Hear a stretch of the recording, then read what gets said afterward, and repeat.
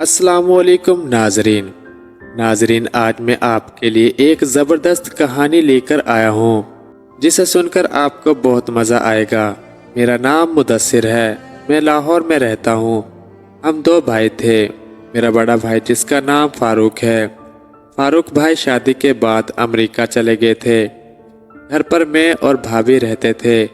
ایک دن میں نے بھابھی کو ارسلان انکل کے ساتھ ملتے ہوئے دیکھا۔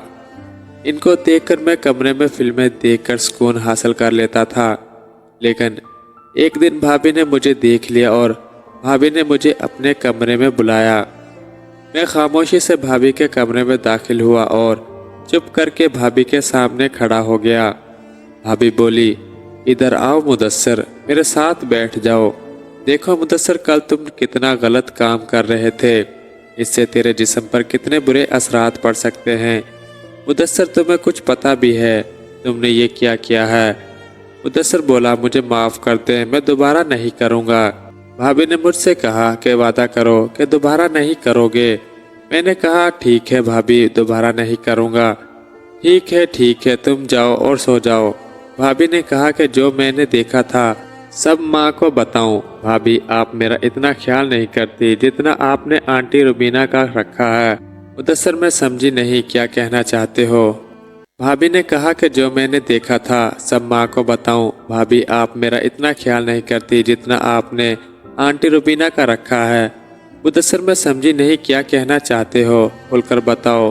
میں نے ہمت بڑھائی۔ بھابھی، 10 دن پہلے رات کو میں نے سب دیکھ لیا تھا جو آپ تینوں کر رہے تھے۔ یہ بات کرتے ہی بھابھی کا رنگ پیلا ہو گیا اور بھابھی کی حالت بالکل خراب ہو گئی۔ بھابھی کی حالت دیکھ کر میں ڈر گیا اور حوصلہ دیا کہ میں سمجھتا ہوں بھابھی، جتنا آپ مجبور ہیں اتنا میں بھی مجبور ہوں، اس سے کہیں زیادہ آپ اور آنٹی روبینہ مجبور ہیں۔ میں نے آنٹی روبینہ کی بھی باتیں سنی تھی کہ وہ کتنی مجبور ہے۔ بھابھی، آپ فکر نہ کریں، یہ میرا اور آپ کا راز رہے گا۔ آنٹی کو بھی پتہ نہیں چلے گا کہ مجھے سب کچھ پتہ ہے، اور نہ ہی ارسلان بھائی کو پتہ چلے گا۔ بس آپ انجوائے کرتی رہا کرو۔ میری یہ باتیں سن کر بھابھی کافی ریلیکس ہو گئی۔ بھابھی نے نظریں جھکائی اور کہا، سوری مدثر، لیکن تیرا بھائی 5 سال بعد گھر آتا ہے۔ مدثر بہت برداشت کرنے کی کوشش کی لیکن مجھ سے نہیں ہوا، میں ہنس دیا۔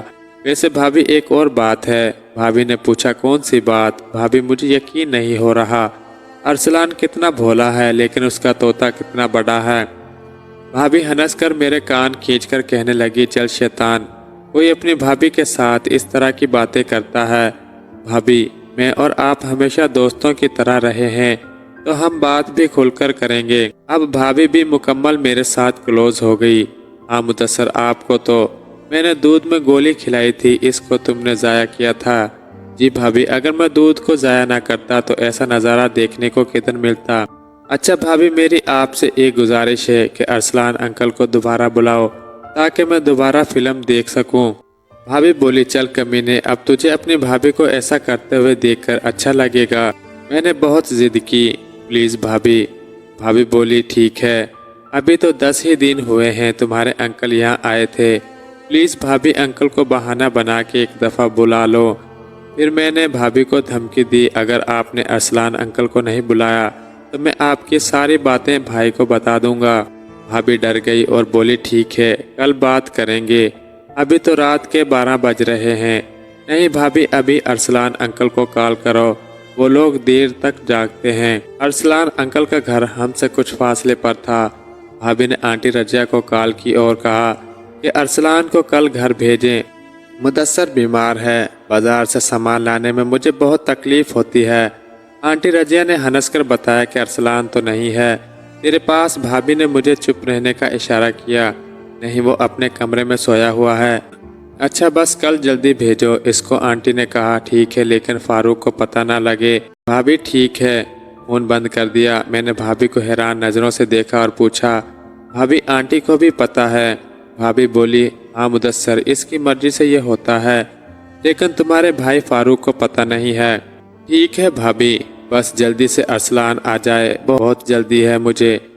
بھابھی ہنس کر بولی، مدثر، میں ہنس کر، بھابھی اس دفعہ میرے سامنے کرنا، ٹھیک ہے؟ بھابھی بولی، نہیں بیٹا، یہ نہیں ہو سکتا، ارسلان کو پتہ نہیں لگنا چاہیے میں نے کب کہا کہ ارسلان کو پتہ چلے گا۔